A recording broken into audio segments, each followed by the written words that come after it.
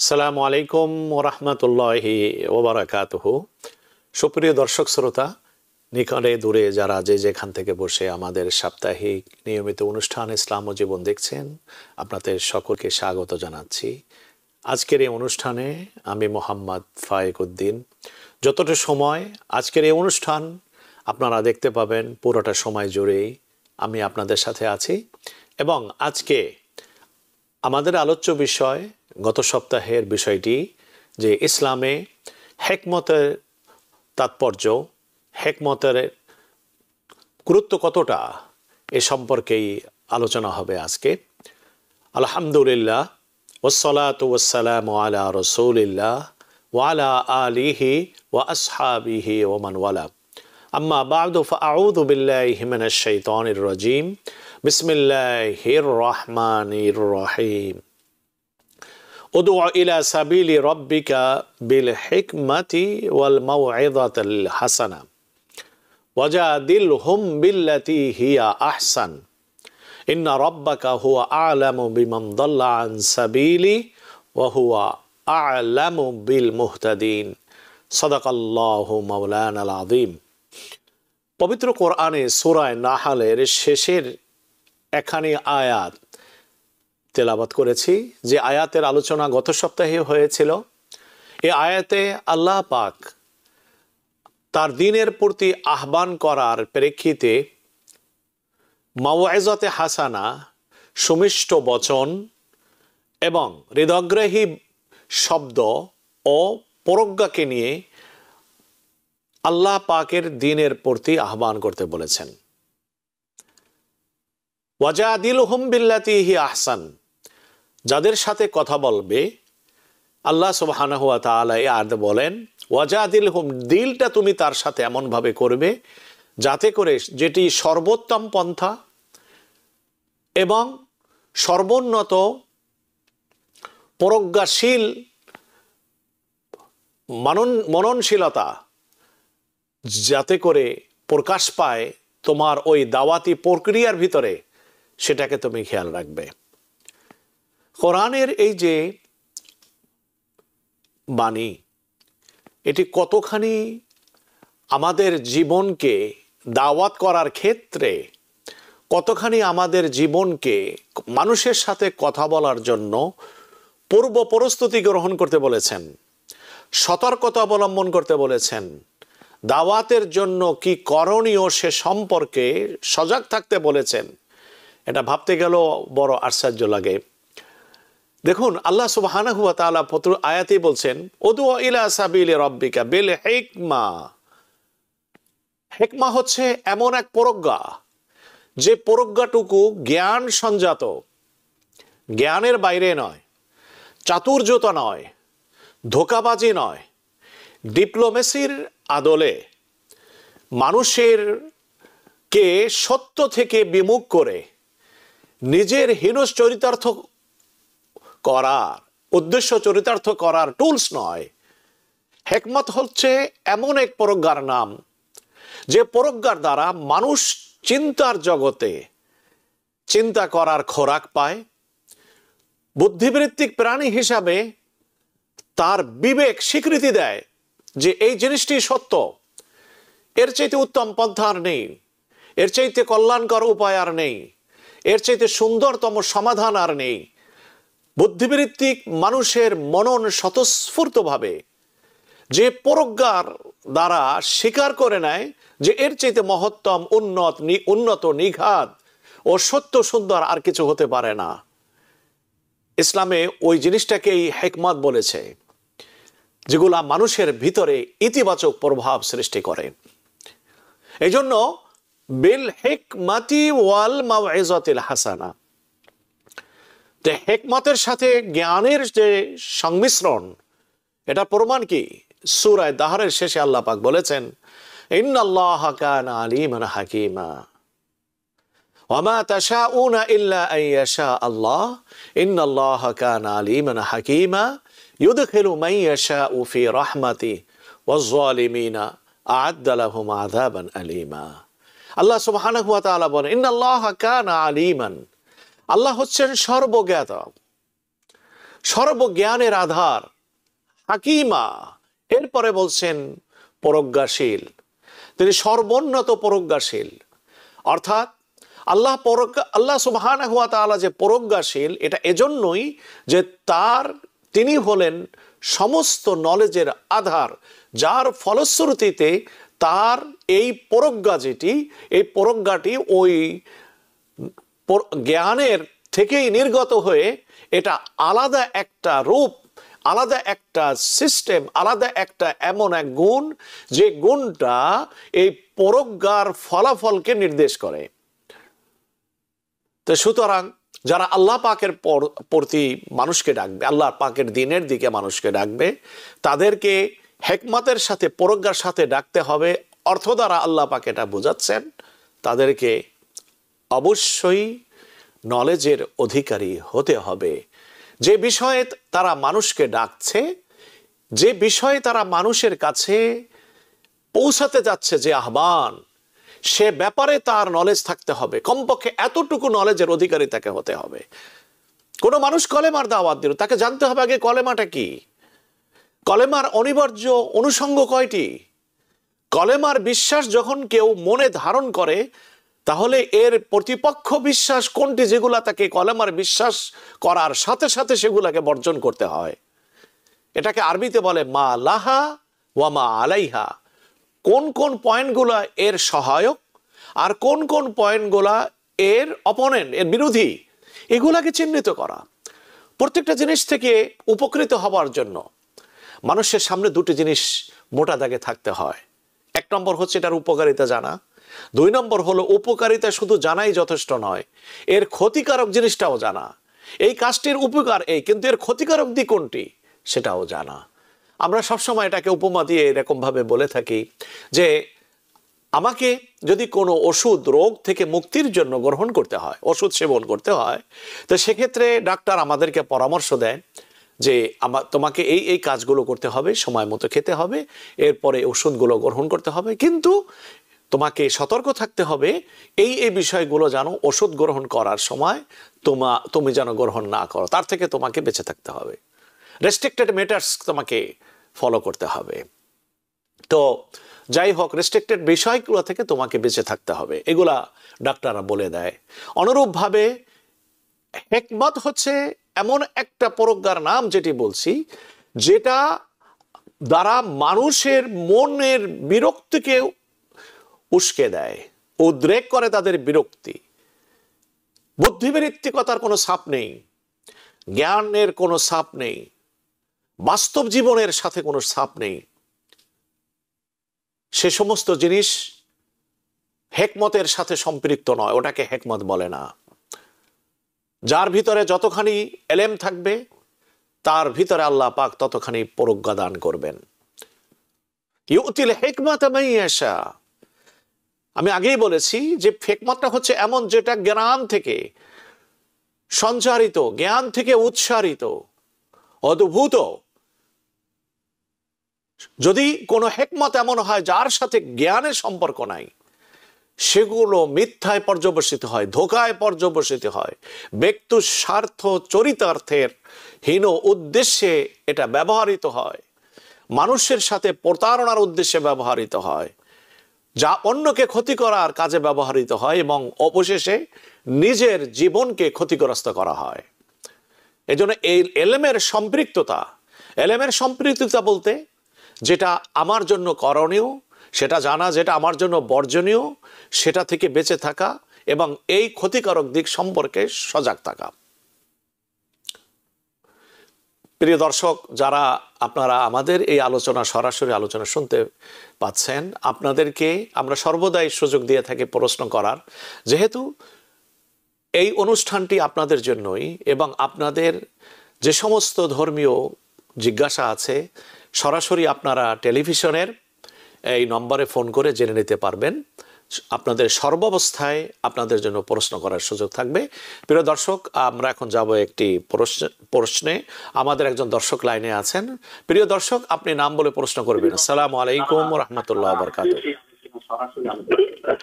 আসসালামু আলাইকুম। ওয়ালাইকুম আসসালাম। আচ্ছা, আমার প্রশ্ন হলো, আমার এক ছেলে আছে, তার বয়স 45, সে অনার্স পাস ঢাকা ইউনিভার্সিটি থেকে। তা এখন সে ছোট থেকে সে কখনো সে কাজ করে না, বুঝছেন? সে কথায় কথায় বলে, আমি আমার বাপের কোটি টাকা আছে, আমি কাজ করবো কি জন্য, আমি কাজ করবো। তার 2 ছেলে আছে, মেয়ে আছে, এবং সে 2-3 বার অসুস্থ হয়ে আমার 8-10 লক্ষ টাকা নষ্ট করছে, বুঝছেন? তো এখন কয়েকদিন পর পর সে অসুস্থ হয়, কিডনি, ডায়াবেটিস, হার্ট, নানান সমস্যা। তা আমি দিতে দিতে বিরক্ত হয়ে গেছে, আমার বয়স 70 বছর। তা আমি বললাম, জীবন ভরা তোমার পালবো, তোমার ছেলে মেয়ে পালবো, এটা কি ধরনের কথা? তুমি এখন মরো বাঁচো, যা মনে তাই করো। তারপর বিয়ে দেওয়ার সময় আমার পছন্দ হয় না, আমি বিয়ে দিব না ওই জায়গাতে, আমি দেখে শুনে দিব। কিন্তু কিছুই, কোনো কথাই সে শোনে না। তো এখন এখন সেই ছেলেকে আমার কি, আমার কত, আমার দায়িত্ব কি? আমি যদি না দিই তাহলে আমার কোনো ইসলামিক দৃষ্টিতে কোনো গুনাহ হবে না কি হবে?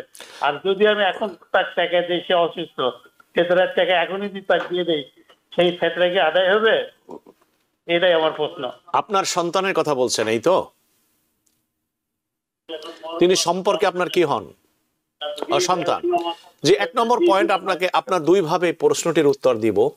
একটি মসলা আমাদের সবার জেনে রাখা উচিত।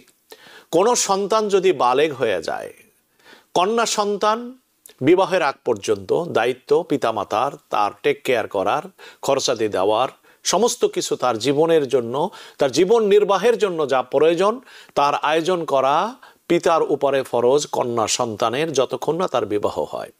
পুত্র সন্তানের তার জীবনের জন্য যা প্রয়োজন, তার লেখাপড়া, তার অন্য সমস্ত কিছু, যতক্ষণ না সে বালেগ হয়। বালেগ হওয়ার আগ পর্যন্ত মাতা পিতার উপরে ওই সন্তানের ভরণ পোষণ ফরজ। সন্তান যখন বালেগ হয়ে যায়, সন্তান বালেগ কখন হয়? ইসলামের আইনের ভাষায় কোনো সন্তান 15 বছর হয়ে গেলে তাই সে বালেগের হুকুমে পৌঁছে যায়। আর যদি 15 বছরের আগে বালেগ হওয়ার চিহ্ন তার ভিতরে পাওয়া যায়, তাহলে তিনি বালেগ, এবং ওই সময় পর্যন্তই পিতামাতার তার খরচাদি বহন করার ফরজ দায়িত্ব তাদের উপরে থাকে না। এটা হলো 1 নম্বর মসলা। এটা যদি আপনি বুঝে থাকেন, এরপরে আপনি আসুন, আপনি বলছেন আপনার ছেলে বিবাহ করেছে, কাজ করে না, কোনো কিছু করে না, বাবার সম্পত্তি আছে, সেই জন্য সে সম্পত্তির উপর নির্ভর করে থাকে, আর তার সুবিধা অসুবিধার মুহূর্তে, চাই সে রুগ্ন হোক, চাই তার কাছে হাতে টাকা না থাকুক, আপনার কাছে টাকা চায়। যদি আপনি তাকে টাকা না দেন, এটার জন্য আপনি গুনাহগার হবেন না। এই জন্য হবেন না, যেহেতু আপনার উপরে যে ওয়াজিব দায়িত্ব আছে, সেই ওয়াজিব আর ফরজ দায়িত্ব থেকে আপনি মুক্ত হয়ে গেছেন তখনই যখন আপনার এই সন্তানটি বালেগ হয়ে গেছে। এরপরে প্রশ্ন থেকে যায়, তাহলে আপনার যে সম্পত্তি তার উত্তরাধিকার কে হবে? উত্তরাধিকারী অবশ্যই আপনার সন্তান হবে। তবে এটা কখন? যেহেতু আপনার যে সম্পদ, সেই সম্পদের মালিকানা এখন আপনার নিজের। আপনি যতক্ষণ পর্যন্ত আপনার মৃত্যু না হবে, আপনার সন্তান আপনার সম্পত্তির অংশীদার হবে না, ওয়ারিস হবে না। হ্যাঁ, আপনি যদি আপনার সম্পত্তিগুলোকে আপনার মৃত্যুর আগে যদি আপনি ডিস্ট্রিবিউট করে দেন, আপনার এই সন্তান পাশাপাশি আরও সন্তানরা আছে ইসলামিক ফরায়েজের বিধান অনুযায়ী, তাহলে সন্তান ওইটা পাওয়ার পরে সে মালিক হবে। কিন্তু এর আগে এখন আপনার সম্পত্তি যা আছে তার কোনো কিছুর মালিক আপনার এই সন্তান নয়, এগুলার সম্পূর্ণ মালিকানা আপনার। এখন যদি আপনার এই সন্তানের ভরণ পোষণ এগুলা না দেন, এটার জন্য আপনি গুনাহগার হবেন না। তবে যদি আপনি দেন, যদিও সে পাওয়ার ব্যাপারে আইনত আপনি বাধ্য নন, তবুও এখন যদি আপনার সন্তানকে আপনি দেন তার খরচাদির জন্য, তার ট্রিটমেন্টের জন্য, এটা নফল দান হিসাবে আপনি আল্লাহ পাকের কাছে সওয়াবের অধিকারী হবেন। যদি না দেন, আল্লাহ পাকের কাছে আপনি গুনাহগার হবেন না। এখন আপনি কি করবেন সেটি আপনি আপনার নিজের মনকে জিজ্ঞাসা করেন। শরীয়তের মসলাটি আপনি বুঝতে পেরেছেন, সুতরাং আপনি আপনার করণীয় কি সে সম্পর্কে আপনি নিজের থেকে নিজের সিদ্ধান্ত গ্রহণ করুন। আশা করি আপনি বুঝতে পেরেছেন, আপনার প্রশ্ন উত্তর আপনি পেয়েছেন। ফিতরার টাকা নিজের সন্তানকে কোনো অবস্থাতেই দিতে পারবেন না, কারণ সে তো আপনার ওয়ারিস। আপনি তার জন্য ওসিয়ত করতে পারবেন না যে আমার সম্পত্তির এই অংশের ওসিয়ত করে গেলাম তার জন্য, কারণ যারা ওয়ারিস হয় তাদেরকে ফেতরা দিতে পারবেন না। আর আপনার ফেতরা তারা পেতে পারে যারা জাকাত পেতে পারে। যেহেতু আপনার সন্তান আপনারই, জাকাত আপনার, সুতরাং আপনার জাকাত আপনার সন্তান পাবে না। অনুরূপভাবে আমরা আগেই বললাম, যারা জাকাত নিতে পারেন তারা ফিতরাও নিতে পারেন, যারা ফিতরা নিতে পারেন না তারা জাকাতও নিতে পারেন না। জাকাত কে নিতে পারে না? যার সন্তানাদি আছে, যদিও তারা গরিব হোক না কেন, ঊর্ধ্বতন সিঁড়ি আর নিচের সিঁড়ি। নিজের উপরে নিজের পিতা, পিতার উপরে দাদা, আর নিচের সিঁড়ি হচ্ছে নিজের সন্তান, সন্তানের সন্তান। এভাবে সিঁড়ি, নিচের সিঁড়ি আর উপরের সিঁড়ি, এই দুই সিঁড়িতে আপনার জাকাত পাবে না। সুতরাং আপনার সন্তান যেহেতু জাকাতের উপযোগী নন, এজন্য আপনার ফিতরাও তিনি পাবেন না। সুতরাং তাকে যদি আপনি ফিতরা দেন, আপনার ফিতরা আদায় হবে না। দিয়ে থাকলে এই অর্থ আপনি অন্য গরিবদেরকে আপনি দিয়ে দিবেন, অন্য আত্মীয় স্বজনকে দিতে পারেন, চাচাতো ভাইকে দিতে পারেন। আপনার ভাই যদি গরিব থাকে, এক অন্নভুক্ত না হন, তাকেও আপনি দিতে পারেন যদি তিনি জাকাত পাওয়ার উপযোগী হয়ে থাকেন, কিন্তু আপনার সন্তানকে আপনি দিতে পারেন না। প্রিয় দর্শক, আপনারা আমাদের আলোচনা শুনছেন ইসলাম ও জীবন। তো আমরা আলোচনা শুরু করেছিলাম হেকমত কাকে বলে। আমরা সাধারণ ভাষায় হেকমতটাকে মনে করি একটু চাতুর্যতাকে হেকমত মনে করি, বুদ্ধির একেবারে সবচেয়ে নিখুঁত পরিকল্পনা, এটাকে আমরা মনে করি হেকমত। কিন্তু আসলে ইসলামে এটাকে হেকমত বলে না। ইসলামে বলে হেকমতকে ওই জিনিসের ব্যাপারে যেগুলোর ইতিবাচক ফলাফল আছে, যেটা সত্যের উপরে প্রতিষ্ঠিত, যেটা জ্ঞান নির্ভর বুদ্ধিবৃত্তিক পরিকল্পনার দ্বারা যে জিনিসগুলো তৈরি করা হয়, ফলদায়ক, কল্যাণকর, ইতিবাচক, যেখানে মিথ্যার সংস্রব নেই, আল্লাহ পাকের নাফরমানির কোনো সংস্রব নেই, ওই সমস্ত পরিকল্পনা, ওই সমস্ত সিদ্ধান্ত, ওই সমস্ত ফলাফলের জন্য যে সূক্ষ্ম পরিকল্পনাগুলো নেওয়া হয় জ্ঞানের আদলে, সেগুলাকেই বলা হয় হেকমত।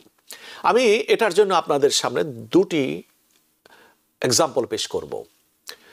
প্রিয় নবী সাল্লাল্লাহু আলাইহি ওয়াসাল্লাম এবং হযরতে আলীউল মুরতাদা রাদিয়াল্লাহু তাআলা আনহু একসাথে বসে খেজুর খাচ্ছেন। কিছুক্ষণ পরে হযরতে আলী রাদিয়াল্লাহু তাআলা আনহু খেজুর খেয়ে, নবী করিম সাল্লাল্লাহু আলাইহি ওয়াসাল্লাম যেখানে খেজুর খেয়ে আঠিগুলো রাখছিলেন জমা করে, হযরতে আলী রাদিয়াল্লাহু তাআলা আনহু একই জায়গায় তার আঠিগুলোকে একত্রিত করে রাখলেন। তো দুজনের ভক্ষণ করা খেজুরের আঠি যখন এক জায়গায় জমা হলো, স্বাভাবিকভাবে প্রত্যেকজনের সামনে আলাদা আলাদা থাকলে তো কম দেখা যেত। দুইজনের আঠি যেহেতু এক জায়গায় জমা হয়ে এলো, এই জন্য দেখা গেল পরিমাণটা একটু বেশি হয়ে গেছে। তো হযরতে আলী রাদিয়াল্লাহু তাআলা আনহু ছিলেন নবীজির চাচাতো ভাই, আপন চাচাতো ভাই। তো তাদের সাথে সম্পর্কটা ছিল একেবারে খুব ক্লোজ সম্পর্ক ছিল। নবী করিম সাল্লাল্লাহু আলাইহি ওয়াসাল্লাম বিবাহের আগে হযরতে আলী রাদিয়াল্লাহু তাআলা আনহু একই বিছানায় ঘুমাতেন, এত বেশি ক্লোজ সম্পর্ক ছিল। তো হযরতে আলী রাদিয়াল্লাহু তাআলা আনহু রাসূলুল্লাহ সাল্লাল্লাহু আলাইহি ওয়াসাল্লামকে একটু মনে করেন কি বলে, ওই যে রসিকতা ছড়ে তিনি বললেন, আকাল তা রুতাবান জাম্মা। প্রিয় দর্শক, আমরা এই ঘটনা আপনাদের সামনে পেশ করব, আমাদের মাঝখানে বিরতি নিতে হচ্ছে। প্রিয় দর্শক, আমাদের সাথে থাকার জন্য অসংখ্য ধন্যবাদ। আল্লাহ সুবহানাহু ওয়া তাআলা আপনাদের ধৈর্য অপেক্ষাকে সওয়াবে পরিণত করুন।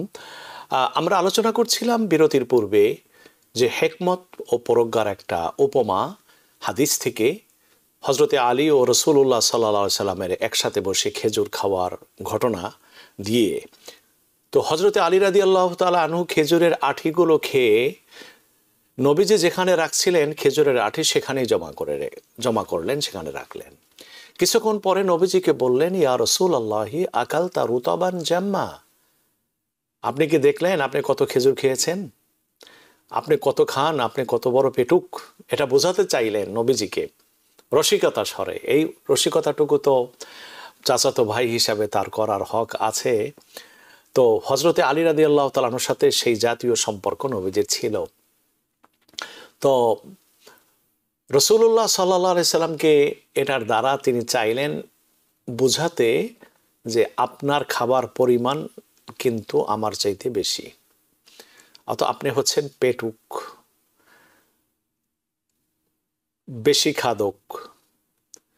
রাসূলুল্লাহ সাল্লাল্লাহু আলাইহি সাল্লাম হযরত আলীর যে এই বলার পিছনে তার যে উদ্দেশ্য তিনি বুঝে গেলেন।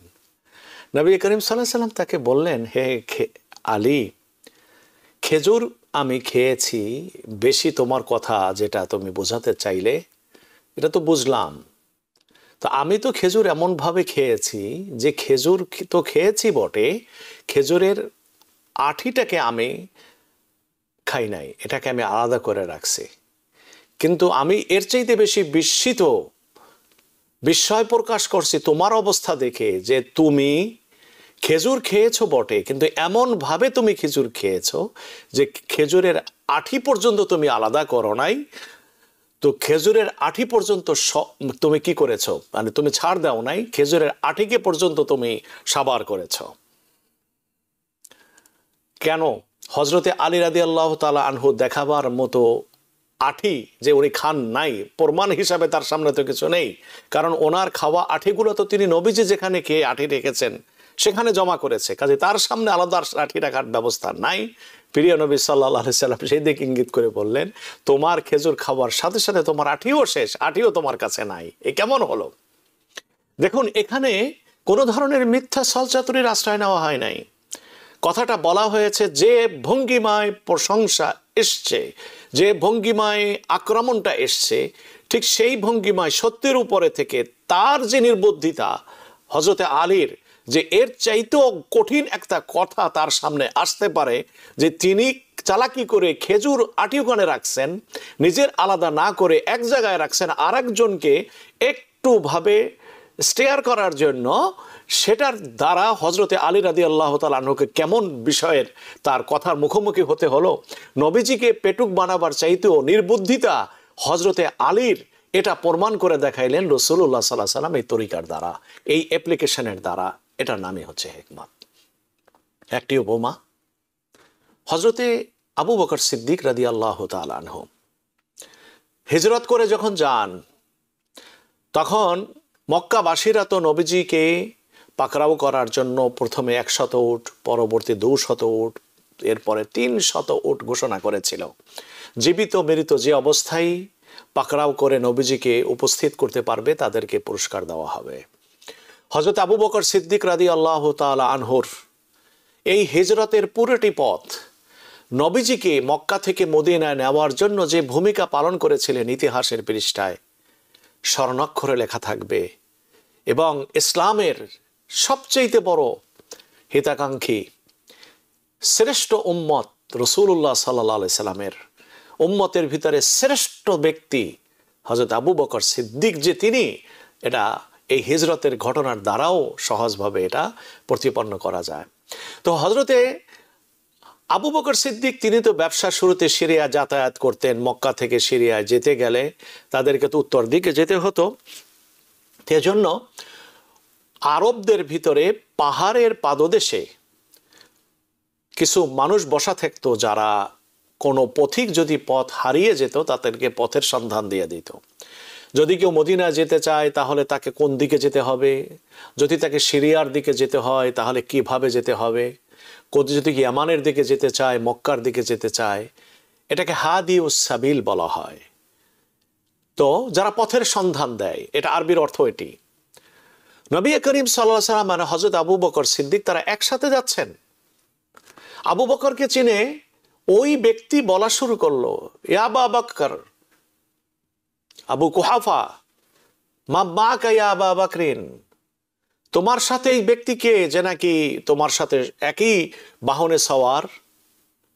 হযরত আবু বকর সিদ্দিক যদি নবীজির নাম বলতেন, তার ভিতরে আশঙ্কা ছিল মক্কার মুশরিকরা তারা জেনে যাবে নবীজির অবস্থান, নবীজির নিরাপত্তা বিঘ্নিত হবে, আশঙ্কা হবে নবীজির জীবনের উপরে।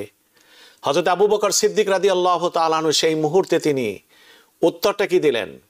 তিনি বলেন নাই তিনি রাসূলুন, তিনি বলেন নাই তিনি মুহাম্মদ, তিনি তার মাইন্ডের সাথে এমনভাবে কথা বলেছেন, সেখানে মিথ্যার আশ্রয় নেন নাই। তিনি বলেন, হাদার রাজুল ইয়াহদি লিস-সাবিল, আমার সাথে যিনি আছেন তিনি আর কেউ নন, তিনি আমার পথ প্রদর্শক। যেহেতু সেও পথের সন্ধান দেয়, পাহাড়ের পাদদেশে থেকে নবী করিম সাল্লাল্লাহু আলাইহি সাল্লামের ব্যাপারে তাকে ওই ধারণা দিলেন, যেভাবে তুমি পথের সন্ধান দাও, আমার সাথে যিনি তিনিও আমাকে পথের সন্ধান দেন। কিন্তু নবীজির পথের সন্ধানের অর্থ হযরত আবু বকর সিদ্দিক বুঝিয়েছেন দুনিয়া থেকে আখেরাতের সাফল্যের পথ দেখান, আল্লাহর সন্তুষ্টি অর্জনের পথ দেখান, দিন চেনার পথ দেখান, জীবনকে সুন্দর করার পথ দেখান, নিজকে গুনাহ থেকে মুক্ত করে জান্নাতের উপযোগীর পথ দেখান, নিজেকে পাশবিকতা মুক্ত করে সর্বত্র মানবতায় উন্নীত করার পথ দেখান। ইনি হলেন সেই হাদিউস সাবিল। আর ওই ব্যক্তি যে পাহাড়ের দেশে বসে মানুষকে পথ দেখান, তিনি এই শব্দের দ্বারা বুঝতে পারলেন যে ইনিও পথের সন্ধান দেন আমার মতোই। কত সুন্দর প্রজ্ঞাশীল একটা অবস্থান হযরতে আবু বকর সিদ্দিক রাদিয়াল্লাহু তাআলা আনহু গ্রহণ করলেন। বিধায় ওই ব্যক্তির মনে তিনি যে মুহাম্মদ, তিনি যে রাসূলুল্লাহ, এই ব্যাপারে ধারণাও সে লাভ করতে পারল না। সুতরাং তার থেকে আশঙ্কা যেটা হওয়ার ছিল, সেই আশঙ্কার দিকেও সে যদি জানতো যিনি মুহাম্মদ, তবু তার বলার কিছু ছিল না। হযরত আবু বকর সিদ্দিক এমন ভাবেই উত্তরটি দিয়েছিলেন। এই যে প্রজ্ঞা, জীবনের জন্য এই প্রজ্ঞা শুধুমাত্র যে দাওয়াতের ক্ষেত্রে তা নয়, দাওয়াত তো অন্যের সাথে দাওয়াত দেই। এই দাওয়াতটা যেমন অন্যের ক্ষেত্রে শরীয়তে বলছে, ইসলাম বলছে, কোরআন বলছে, এই হিকমত জীবনের প্রত্যেকটি পদক্ষেপে চলা, প্রত্যেকটি স্তরে চলা, যেখানে আমাকে ভুল করলে খেসারত বেশি দিতে হয় সেখানে হিকমত অবলম্বন করা, এই হিকমতটা হলো মুমিনদের ভূষণ। আল হিকমাতু দাল্লাতুল হাকিম হাইসুমা ওয়াজাদা ফাহুয়া আহাক্কু বিহা। প্রিয় নবী সাল্লাল্লাহু আলাইহি সাল্লাম বলেন, এটা জ্ঞানী মানুষের হারানো সম্পদ। এই প্রজ্ঞা জ্ঞানী মানুষের হারানো সম্পদ। এই প্রজ্ঞা যেখানেই পাওয়া যায়, এই প্রজ্ঞা যেখানেই খুঁজে পায়, একজন মানুষের সেই প্রজ্ঞা অর্জন করা উচিত। আমি আগেও বলছি, ইসলামিক যে প্রজ্ঞা, কোরআনের যে প্রজ্ঞা, সে প্রজ্ঞার মর্মটাকে এটা দুনিয়ার অন্য অন্য প্রজ্ঞার সাথে এটার উপমা করলে হবে না। অন্য প্রজ্ঞা ও প্রজ্ঞা যদি ইসলামের যে রিকোয়ারমেন্ট, যে ক্রাইটেরিয়া রয়েছে, মিথ্যার আশ্রয় থাকবে না, পজিটিভ মিনিং সেখানে থাকবে, কল্যাণকামিতা সেখানে থাকবে, রব্বুল ইজ্জাতের নাফরমানি সেখানে থাকবে না, আল্লাহর বিধানকে ক্রিটিসাইজ করার থাকবে না, অন্যকে ধোঁকাগ্রস্ত করার কোনো মনোবৃত্তি থাকবে না। এ সমস্ত বিষয়গুলোকে থেকে রক্ষা করে যদি কেউ ইতিবাচক, কল্যাণকর, উপকারিতা নিশ্চিত করে এমন কোনো পরিপ্রেক্ষিতে যদি কেউ কোনো কৌশল অবলম্বন করে, সেটাকেই হিকমত বলা হয়েছে।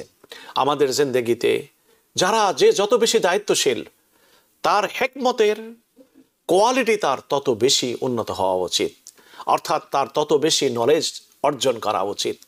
আমরা বিশ্ব প্রেক্ষিতে আমরা আমাদের দুনিয়ার অর্থ সম্পদ, পদমর্যাদাকে রক্ষা করার জন্য আমরা এই কৌশল সবাই গ্রহণ করি, এই হিকমত গ্রহণ করি। কিন্তু এই হিকমতটি দেখা যায় যে এটা সত্য নির্ভর সব সময় থাকে না।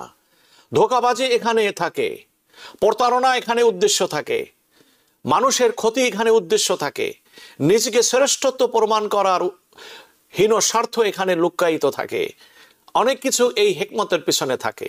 কিন্তু এই জাতীয় জিনিসগুলো যদি থাকে আর তার দ্বারা প্রজ্ঞা অ্যাপ্লাই করা হয়, শরীয়তে সেটাকে কিন্তু প্রজ্ঞা বলা হয়নি, এটাকে খেদা বলা হয়েছে, এটা হিকমত নয়।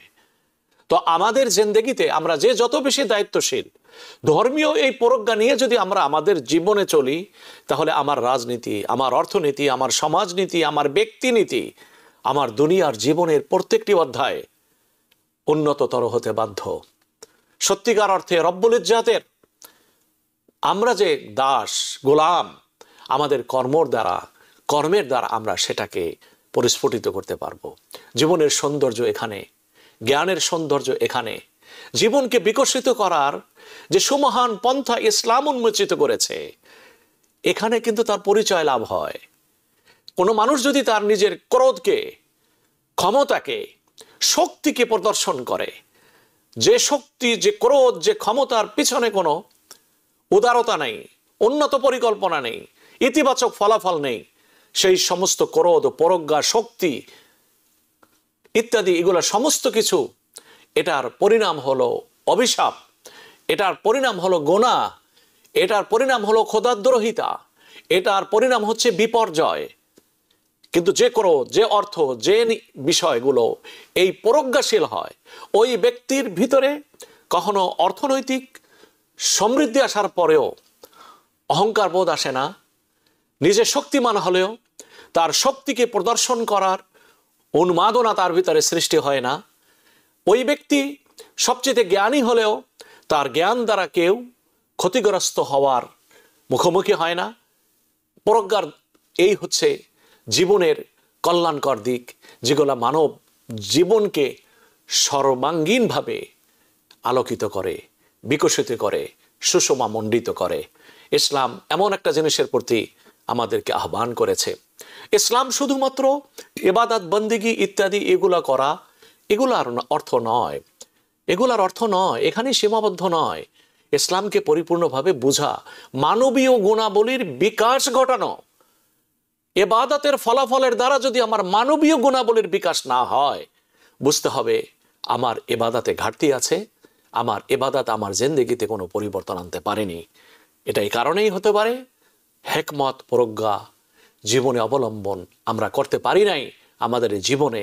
সে কারণেই এই ফলাফল আমরা দেখি। যে ইবাদত করা সত্ত্বেও সে ইবাদতের সুফল আমাদের জীবনে আমরা সাম্যকভাবে দেখতে পাই না। মহান রব্বুল আলামিনের দরবারে আমরা প্রার্থনা জানাই আমাদেরকে ওই প্রজ্ঞা যেন দান করেন, যে প্রজ্ঞায় মণ্ডিত ছিলেন সমস্ত সাহাবায়ে কেরাম, রাসূলুল্লাহ সাল্লাল্লাহু আলাইহি সাল্লাম, পূর্ব মনীষীগণ, যাদের পদস্পর্শে ধন্য এ পৃথিবী। ওই আম্বিয়া একরাম আলাইহিমুস সালাম, সাহাবায়ে কেরাম, তাবিন, তাবে তাবিন, আউলিয়া একরাম এবং আল্লাহ পাকের মনোনীত প্রিয় বান্দারা, তাদের পথের অনুসারী আমরা হই, আমাদের জীবনকে বিকশিত করি তাদের রেখে যাওয়া হিকমতের পরিক্রমায়। আল্লাহ পাক আমাদের সকলকে সেই তৌফিক দান করুন। প্রিয় দর্শক, আমরা অনুষ্ঠানের একেবারে শেষ পর্যায়ে এসে গেছি। আবার আপনাদের সাথে একই সময় দেখা হবে। আপনারা ভালো থাকুন, সুস্থ থাকুন। আসসালামু আলাইকুম ওয়া রাহমাতুল্লাহি ওয়া বারাকাতুহু। TBN 24 টেলিভিশন দেখতে আজই কল করুন 7187776556। লগ ইন করুন www.totalcablebd.com।